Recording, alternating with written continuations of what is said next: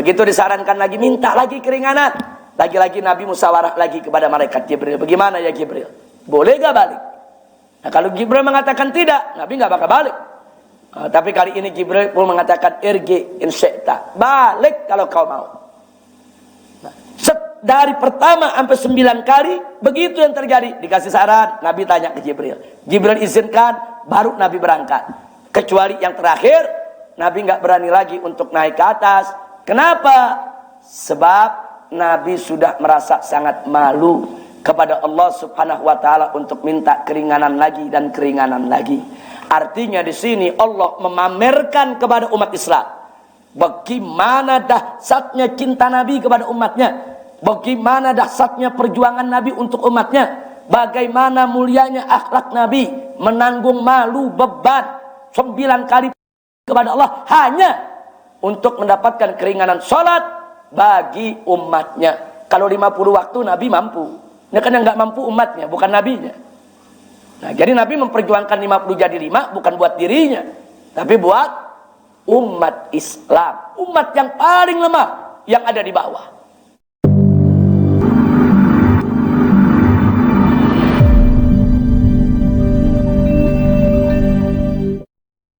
Nah, ini gara-gara ente orang, artinya maksa-maksa Nabi terlalu semangat. Anak muda kan begitu kalau rapat.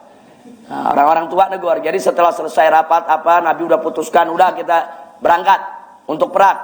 Pokoknya udah ditentukan harinya kumpul, besok semua berangkat. Jadi besok begitu kumpul depan rumah Nabi, yang tua negor yang muda. Ini gara-gara ente orang. Sebetulnya Nabi itu sependapat dengan kita orang-orang tua. Nah, Nabi nggak mau keluar karena Nabi lebih matang perhitungannya. Tapi karena kalian memaksa, anak-anak muda digituin nggak enak hati. Nah, begitu diserang sama orang-orang tua begitu nggak enak hati. Begitu Nabi sudah keluar dari pintu rumahnya, anak-anak muda ini maju, ya Rasulullah, maafkan kami. Bukan maksud kami untuk memaksamu, tapi kami karena terlalu semangat, akhirnya mendorong engkau untuk mengikuti pendapat yang sebetulnya kau kurang setuju. Apa jawab Nabi? Wallahi, kata Nabi, la yambaghi li nabiyyin, tidak pantas bagi seorang Nabi kalau dia sudah memakai baju perangnya, ditanggalkan lagi itu baju perang. Nabi udah pakai baju perang ya, kawan. Kata Nabi, berangkat. Berangkat, saudara. Tetap berangkat ke medan Uhud. Nah, yang menarik di sini, para ulama mencermati, meneliti, mencari jawaban. Kenapa Nabi ambil pendapat-pendapat orang muda, saudara? Kenapa Nabi nggak ambil pendapat orang-orang tua, saudara? Karena saat musyawarah tersebut, Nabi lihat dengan mata kepalanya. Bagaimana semangat anak-anak muda. Mau bela Allah, bela Rasul, bela Islam. Mereka tetap menghadapi di medan tempur. Nabi alaihissalatu wassalam nggak mau memadamkan semangat ini ya ikhwan. Karena manakala besok orang-orang tua sudah kembali kepada Allah, mereka yang muda-muda akan melanjutkan perjuangan Islam. Jadi bagaimana Nabi menjaga perasaan anak muda, bagaimana Nabi menjaga semangat juang mereka, bagaimana Nabi tidak mau memadamkan hamasah mereka di dalam membela agama Allah. Nabi jaga, walaupun Nabi harus mengambil keputusan yang sebetulnya tidak Nabi sukai ketika itu, hanya untuk menjaga semangat anak-anak muda. Dan Nabi berhasil.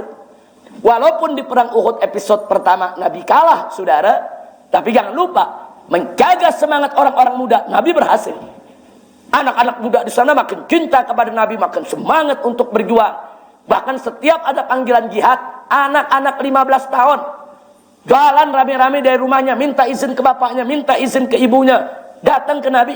Bahkan ada yang pamer, ya Rasulullah, walaupun usiaku 15 tahun, tapi aku punya kepandaian. Kata Nabi, apa kepandaian? Dia gunakan panahnya depan Nabi. Dia gunakan anak panahnya, setiap dia tembakan itu anak panah tepat sasaran. Nabi senyum, Nabi senang. Kalau gitu kau boleh ikut jihad. Masih 15 tahun. Kalau gitu kau boleh ikut jihad. Karena dia punya kemampuan luar biasa, yang belum tentu dimiliki oleh yang dewasa. Nah, jadi Nabi berhasil. Sampai anak-anak di bawah 15 tahun berebut. Nah, tapi dicegah oleh Nabi. Kata Nabi, enggak, minta izin dulu sama orang tua. Tanya bapak dulu, tanya ibu dulu. Nabi enggak pernah mengizinkan yang di bawah 15. Makanya 15 tahun itu menjadi tolok ukur kedewasaan bagi laki-laki maupun perempuan dalam mazhab Al-Imam Asy-Syafi'i radhiyallahu taala anhu. Nah, ini yang perlu kita ketahui. Jadi kembali kepada persoalan Nabi Musa tadi, kenapa Nabi mau menerima sarannya? Itu kemuliaan akhlak Nabi. Itu justru keunggulan akhlak Nabi. Walaupun beliau merupakan sayyidul anbiya wal mursalin, merupakan afdolul bashar, tapi beliau tidak segan-segan untuk menerima, mendengar pendapat dari orang yang ada di bawahnya. Nah, kalau dari sahabatnya aja Nabi terima, apalagi dari seorang Nabi, seorang Rasul, seorang ulul azmi seperti Nabi Musa, maka wajar kalau Nabi mau mendengar sarannya. Kira-kira masuk di akal tidak? Masuk, saudara. Jadi kita menggunakan akalnya hati-hati. Jangan untuk nyerang syariat, jangan untuk nyerang hadis. Nah, baik.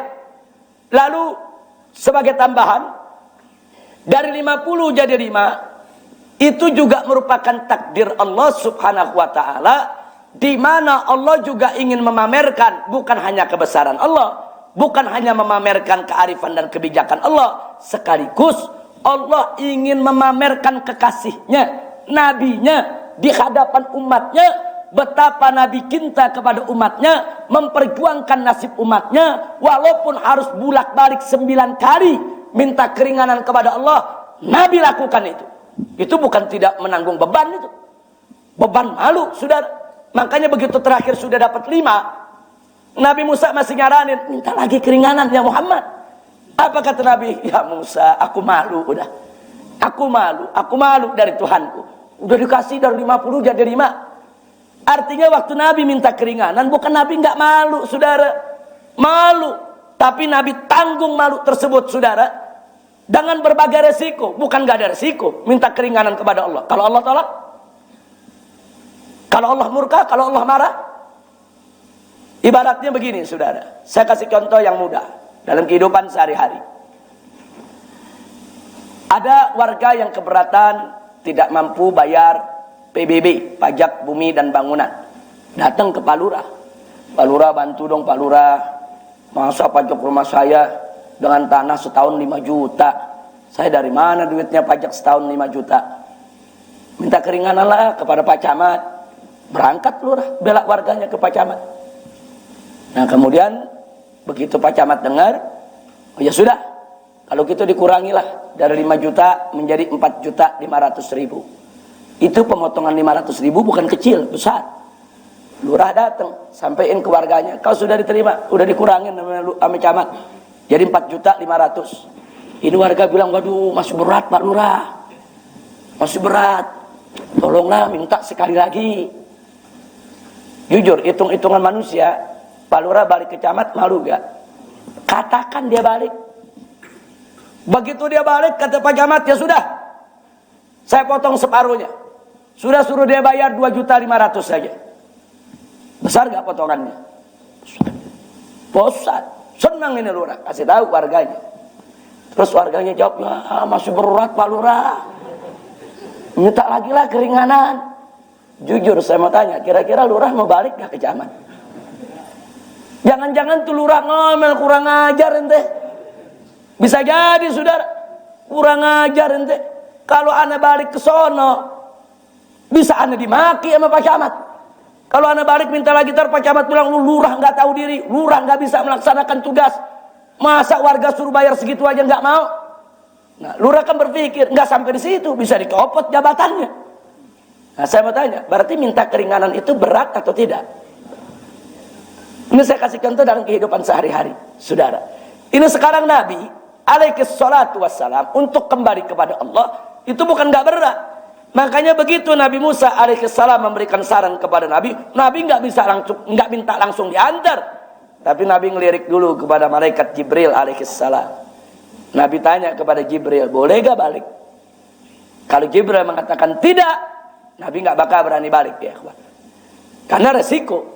Balik kepada Allah itu bisa diterima, bisa ditolak. Walaupun Allah subhanahu wa ta'ala, saudara, maha pengasih, penyayang, pecinta, apalagi kepada Nabi kita Muhammad sallallahu alaihi wasallam. Tapi jangan lupa, Nabi kita sangat hati-hati, takut kepada Allah luar biasa.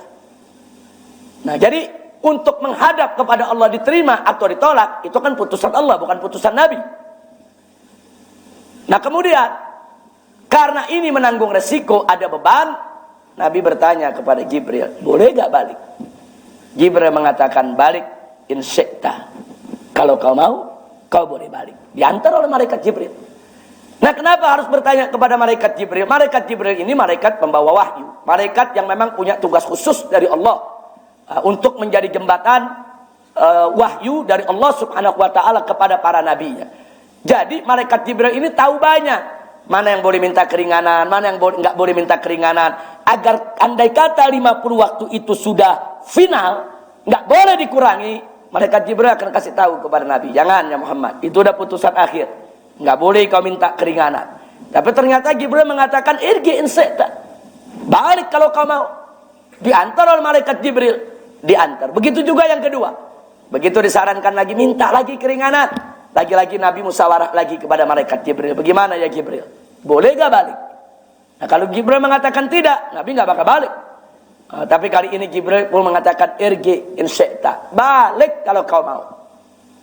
Nah, dari pertama sampai 9 kali begitu yang terjadi. Dikasih saran, Nabi tanya ke Jibril. Jibril izinkan, baru Nabi berangkat. Kecuali yang terakhir, Nabi gak berani lagi untuk naik ke atas. Kenapa? Sebab Nabi sudah merasa sangat malu kepada Allah Subhanahu wa taala untuk minta keringanan lagi dan keringanan lagi. Artinya di sini Allah memamerkan kepada umat Islam bagaimana dahsyatnya cinta Nabi kepada umatnya, bagaimana dahsyatnya perjuangan Nabi untuk umatnya, bagaimana mulianya akhlak Nabi menanggung malu beban 9 kali kepada Allah hanya untuk mendapatkan keringanan salat bagi umatnya. Kalau 50 waktu Nabi mampu. Ini kan yang nggak mampu umatnya, bukan nabinya. Nah, jadi Nabi memperjuangkan 50 jadi 5 bukan buat dirinya, tapi buat umat Islam, umat yang paling lemah yang ada di bawah. Nah, sekarang saya mau tanya lagi. Jadi kalau peristiwa 50 jadi 5, Allah ingin memamerkan keagungan akhlak Nabi, masuk di akal tidak? Jadi nggak ada yang aneh dengan cerita ini. Nggak ada yang aneh dengan riwayat ini, saudara.